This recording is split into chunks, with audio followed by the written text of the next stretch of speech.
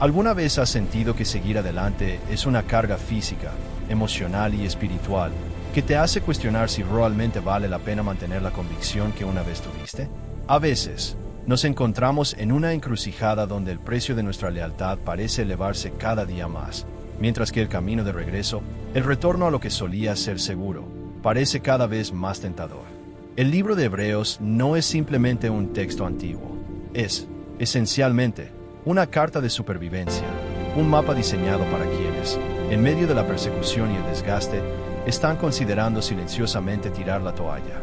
No es un tratado teológico destinado a un debate académico, sino un salvavidas lanzado a personas que estaban bajo una presión asfixiante, viviendo en un mundo que les exigía renunciar a su identidad.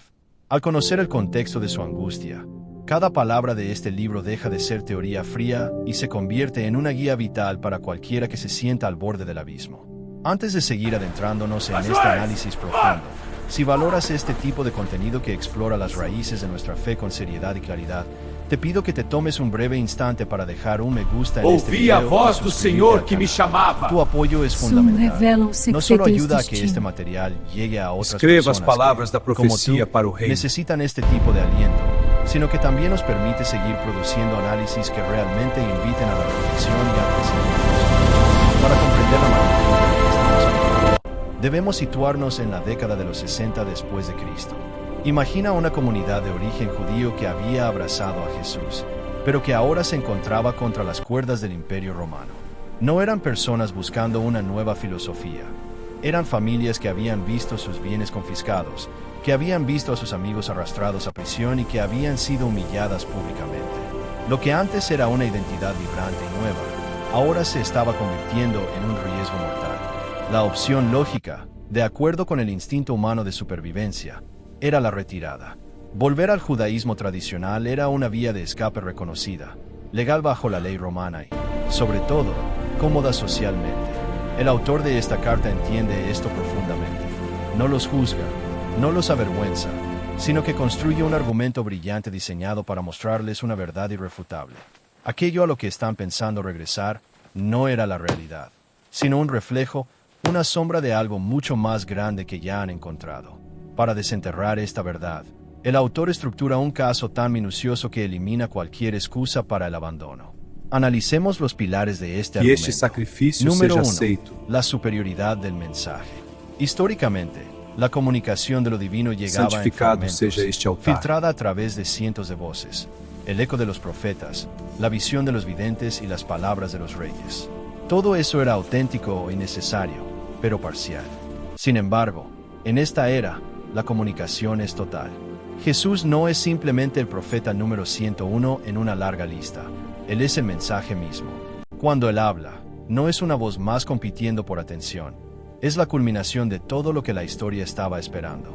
Si tienes la plenitud del mensaje, volver a los fragmentos anteriores A es paz esteja retroceder com en você. lugar de avanzar. Senhor, teu passo a Número fome. 2. Eu La tenho o seu autoridad caminho. absoluta Mestre, sobre ensina-nos los o caminho, ángeles. Pai. En la cosmovisión de la época, los ángeles eran figuras de autoridad suprema, considerados los intermediarios a través de quienes se había entregado la ley. Era natural que un lector sintiera temor espiritual hacia ellos. Pero el autor es implacable. Jesús no está en un escalafón inferior.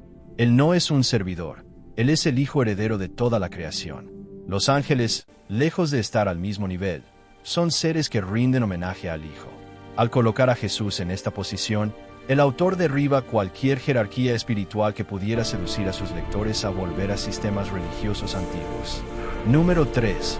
El constructor frente al servidor.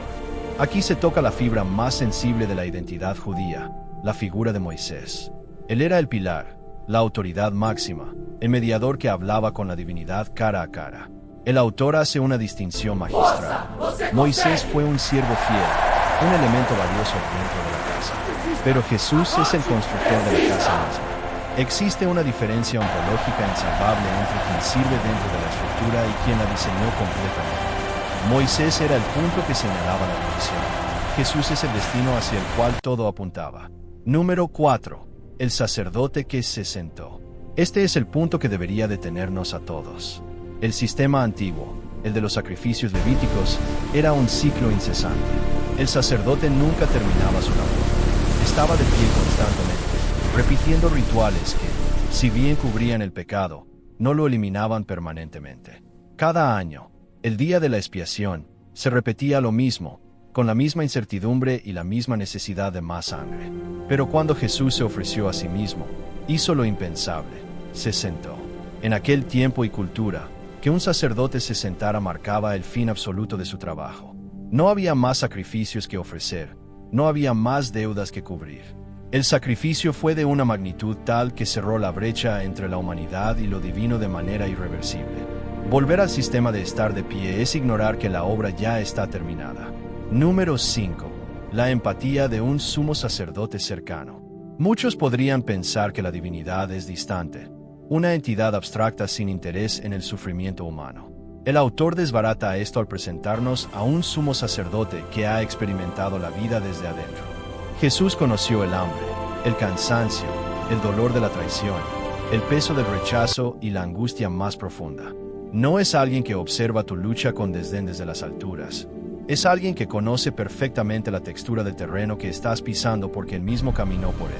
Esto nos da un derecho legal a acercarnos al trono, no basándonos en nuestra perfección, sino en su comprensión. Número 6.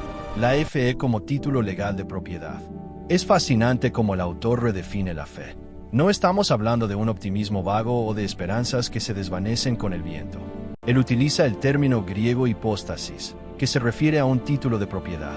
La fe es la garantía jurídica de que algo que aún no tenemos en nuestras manos físicamente, ya nos pertenece.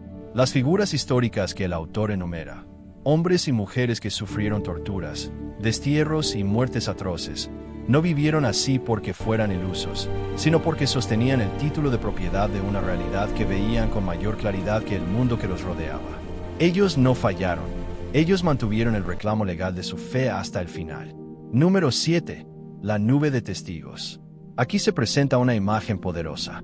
Todos aquellos que vivieron antes que nosotros y mantuvieron su convicción no son solo espectadores pasivos. Son testigos en un sentido legal. Personas que suben al estrado y dan testimonio con sus vidas de que el sufrimiento valió la pena. No nos están mirando con juicio, nos están animando a correr nuestra parte de la carrera. Cada uno de sus nombres es una pieza de evidencia que confirma que es posible mantenerse firme. No somos los primeros en sentir este agotamiento, y definitivamente no seremos los últimos, pero estamos rodeados de una historia que grita que la perseverancia tiene recompensa. Lo que resulta especialmente persuasivo aquí es la advertencia contra la deriva. El autor nota que nadie abandona sus convicciones de manera dramática y repentina. Es un proceso silencioso, un alejamiento lento, una pérdida gradual de enfoque hasta que, al mirar alrededor, uno se da cuenta de que la orilla ha desaparecido en el horizonte.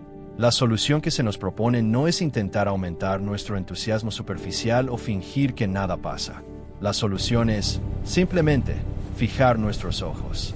Debemos mirar fijamente a Jesús, aquel pionero que ya corrió el trayecto completo y que ha inaugurado la ruta que estamos recorriendo ahora mismo. Al considerar todo esto, nos damos cuenta de que el llamado a la perseverancia es también un llamado a ser realistas. No hay que ocultar el cansancio. El mismo texto que nos pide resistir es el que admite que la resistencia es difícil. El autor no pretende que el camino sea sencillo. Al contrario, reconoce que mantener la confianza requiere un esfuerzo genuino.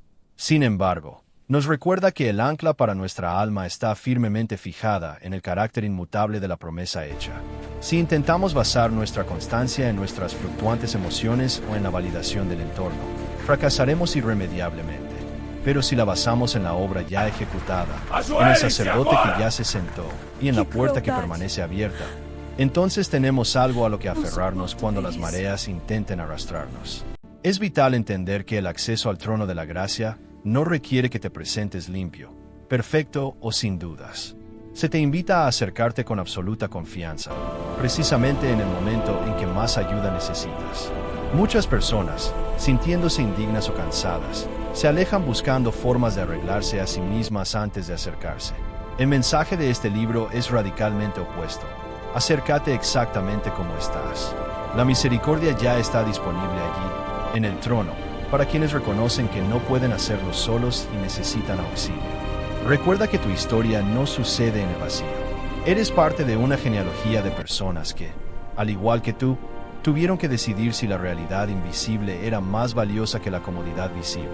No permitas que el ruido actual, las dificultades de tu situación o la desilusión de momentos pasados te convenzan de que has perdido tu lugar en esta narrativa. La obra ya fue concluida, el precio ya fue pagado y el pionero sigue allí, observando tu carrera con una empatía que nadie más puede ofrecer. No te alejes del único refugio que ha demostrado ser inamovible a lo largo de los siglos. ¿Qué parte de este argumento sobre la solidez de Jesús te ayuda a reevaluar la situación que estás enfrentando esta semana?